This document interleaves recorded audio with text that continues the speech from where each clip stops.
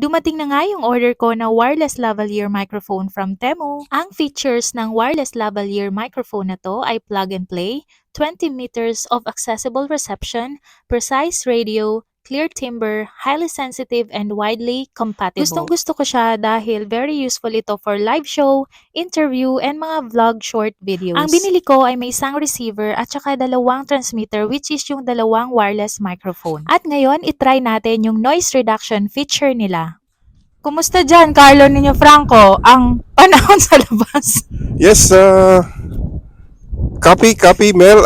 Nandito ako ngayon sa corner ng Red Castle Drive dito sa Dannemora Subdivision, East Tamaki. So far, wala pa namang bagyo. Pero hinahangin ako ng konti and at the same time, tumitigas na rin ang utong ko. At yung bayag ko umaakyat na rin sa sobrang lamig kasi yun ang basihan ko, Mel, ng temperature eh. Saka Oo ng nga, parang weather ang disturbance. hangin-hangin na dyan. Yung bayag ko at yung nipple ko, Mel. Back to you, Mel. Tara na, balik na dito.